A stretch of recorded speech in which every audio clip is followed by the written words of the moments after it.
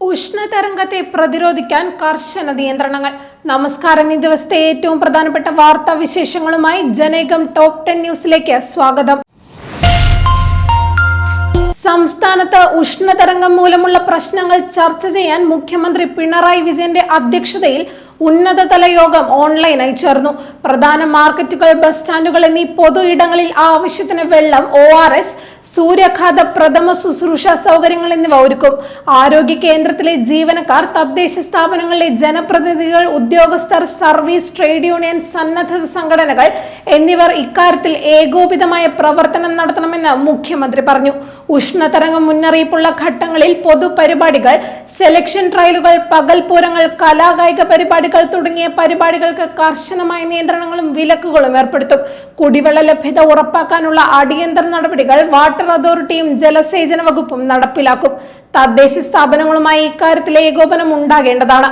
മഴവെള്ള സംഭരണത്തിന് ജനകീയ ക്യാമ്പയിൻ സംഘടിപ്പിക്കണം. വൈദ്യുതി വിതരണം മുടങ്ങുന്നത് ഗുരുതരമായ ആരോഗ്യ പ്രശ്നങ്ങൾ സൃഷ്ടിക്കുമെന്നതിനാൽ വൈദ്യുതി തടസ്സങ്ങളില്ലാതെ ലഭ്യമാക്കാൻ KSEB പരമാവധി ശ്രമിക്കണമെന്നും മുഖ്യമന്ത്രി നിർദ്ദേശം നൽകി.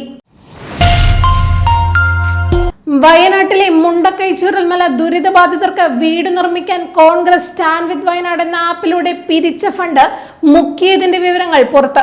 3 കോടിയിലധികം രൂപയാണ് ആപ്പിലൂടെ കോൺഗ്രസ് പിരിച്ചതെങ്കിലും ആപ്പിൽ രേഖപ്പെടുത്തിയ കണക്കും പാർട്ടി പുറത്തുവിട്ട കണക്കും തമ്മിൽ ബന്ധമില്ല.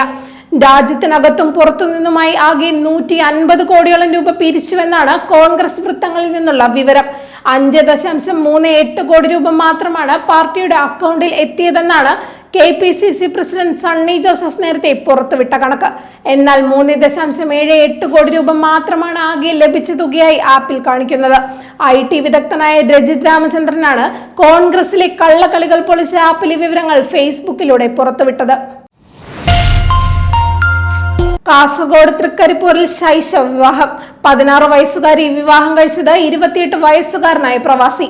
വരൻ ഉൾപ്പെടെ 4 പേർക്കെതിരെ ചന്തേര പോലീസ് കേസെടുത്തു. ഈ മാസം 13-നാണ് എടച്ചാക്കൈ അഴിക്കാൽ ജുമാ മസ്ജിദിൽ വെച്ച് വിവാഹം നടന്നത്. ചൈൽഡ് ലൈനിൽ ലഭിച്ച വിവരത്തിന്റെ അടിസ്ഥാനത്തിൽ ബാലവിവാഹ നിരോധന ഓഫീസർ നടത്തിയ അന്വേഷണത്തിലാണ് ശൈശവ വിവാഹം നടന്നതായി കണ്ടെത്തിയത്. Report Hosdurg first class judicial magistrate കോടതിക്ക് സമർപ്പിക്കുകയും ചെയ്തു. ഇതോടെ കേസെടുത്ത് അന്വേഷണം നടത്താൻ കോടതി ചന്തേര പോലീസിന് നിർദ്ദേശം നൽകുകയായിരുന്നു. വരൻ സാബിർ ഷെയ്ഖ്, പെൺകുട്ടിയുടെ പിതാവ്, എടച്ചാക്കൈ അഴിക്കാൽ ജുമാ മസ്ജിദ് സെക്രട്ടറിയും പടന്ന ഗ്രാമപഞ്ചായത്ത് അംഗവുമായ PK താജുദ്ദീൻ, വിവാഹം നടത്തിയ ഉസ്താദ് റഹ്മത്തുള്ള എന്നിവർക്കെതിരെയാണ് കേസെടുത്തിരിക്കുന്നത്. കണ്ണൂർ അഞ്ചരക്കണ്ടി ദന്തൽ കോളേജ് വിദ്യാർത്ഥി നിതിൻ രാജ് ആത്മഹത്യ ചെയ്ത സംഭവത്തിൽ 1-ാം പ്രതിയായ അധ്യാപകൻ റാമിന്റെ മുൻകൂർ ജാമ്യാപേക്ഷ തള്ളി. തലശ്ശേരി അഡീഷണൽ ജില്ലാ സെഷൻസ് കോടതിയാണ് ജാമ്യാപേക്ഷ തള്ളിയത്. അതേസമയം പ്രതിയായ അധ്യാപിക സംഗീത നമ്പ്യാർക്ക് കോടതി ജാമ്യം അനുവദിച്ചു. വട്ടിയൂർക്കാവ് സംഘർഷത്തിൽ R ശ്രീലേഖയെ പ്രതി ചേർത്തു. വട്ടിയൂർക്കാവ് പോലീസ് സ്റ്റേഷൻ മാർച്ചുമായി ബന്ധപ്പെട്ട കേസിലാണ് R ശ്രീലേഖയെ പ്രതി ചേർത്തത്. കേസിൽ ഡെപ്യൂട്ടി മേയർ ആശാനാഥിനെയും പ്രതി ചേർത്തിട്ടുണ്ട്. പോലീസ് റിപ്പോർട്ടിന്റെ അടിസ്ഥാനത്തിലാണ് നടപടി സ്വീകരിച്ചത്. പോലീസിനെ വലിയ രീതിയിൽ അധിക്ഷേപിക്കുന്ന തരത്തിലായിരുന്നു ശ്രീലേഖ അടക്കമുള്ള BJP നേതാക്കൾ പെരുമാറിയത്. R ശ്രീലേഖ കേസിൽ 5-ാം പ്രതിയാണ്. ഡെപ്യൂട്ടി മേയർ ആശാനാഥാണ് 6-ാം പ്രതി. ശ്രീനാരായണ ഗുരുകുലത്തിന്റെ അധ്യക്ഷനും എഴുത്തുകാരനുമായ മുനി നാരായണ പ്രസാദ് അന്തരിച്ചു. ഹൃദയ സംബന്ധമായ അസുഖത്തെ തുടർന്ന് തിരുവനന്തപുരത്തെ സ്വകാര്യ ആശുപത്രിയിലായിരുന്നു അന്ത്യം. 87 വയസ്സായിരുന്നു. 2024 രാജ്യം പത്മശ്രീ നൽകി ആദരിച്ചിരുന്നു. ശ്രീനാരായണ ദർശനങ്ങളുടെ അർത്ഥവും ആഴവും തിരിച്ചറിഞ്ഞ സന്യാസി ശ്രേഷ്ഠനായിരുന്നു മുനി നാരായണ പ്രസാദ് എന്ന് CPI സംസ്ഥാന സെക്രട്ടറി ബിനോയ് വിശ്വം അനുസ്മരിച്ചു. സാമ്പത്തിക ശാസ്ത്രജ്ഞനും ബംഗാളിലെ BJP MLA-യുമായ അശോക് ലാഹിരി നിതി ആയോഗിന്റെ പുതിയ വൈസ് ചെയർപേഴ്സൺ. ശാസ്ത്രജ്ഞൻ ഗോബർധൻ ദാസിനെ അംഗമായും കേന്ദ്ര സർക്കാർ നാമനിർദ്ദേശം ചെയ്തു. കേന്ദ്ര സർക്കാരിന്റെ മുൻ മുഖ്യ സാമ്പത്തിക ഉപദേഷ്ടാവും 15-ാം ധനകാര്യ കമ്മീഷൻ അംഗവുമാണ് അശോക് ലാഹിരി. നീതി ആയോഗിൽ പ്രധാനമന്ത്രിക്ക് താഴെയുള്ള പദവിയാണ് ഇദ്ദേഹം വഹിക്കുക. പുതിയ പാർട്ടി രൂപീകരിച്ച തെലങ്കാന മുൻ മുഖ്യമന്ത്രി K ചന്ദ്രശേഖര റാവുവിന്റെ മകളും മുൻ BRS നേതാവുമായ K കവിത.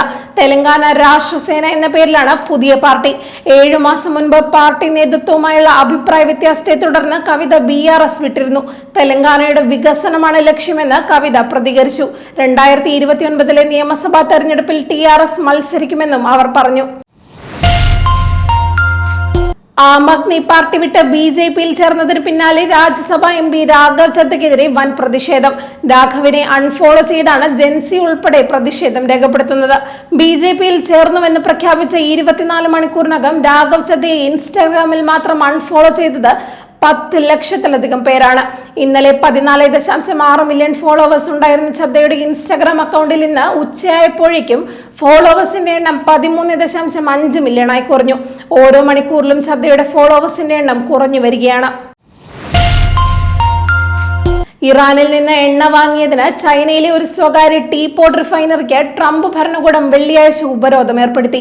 ഇറാന്റെ അസംസ്കൃത എണ്ണയുടെയും പെട്രോളിയം ഉൽപ്പന്നങ്ങളുടെയും ഏറ്റവും വലിയ ഉപഭോക്താക്കളിലൊന്നായ ഹെങ്ലി പെട്രോ കെമിക്കൽ റിഫൈനറിയെയാണ് അമേരിക്ക ലക്ഷ്യം വെച്ചിരിക്കുന്നത്.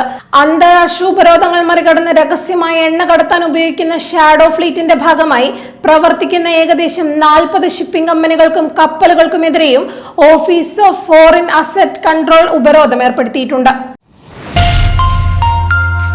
ജനേകം ടോപ്പ് 10 ന്യൂസിലൂടെ വീണ്ടും കാണാം. കൂടുതൽ വാർത്തകൾക്കും വിശേഷങ്ങൾക്കുമായി ജനേകം വെബ്സൈറ്റ്, യൂട്യൂബ് ചാനലുകൾ സന്ദർശിക്കുക.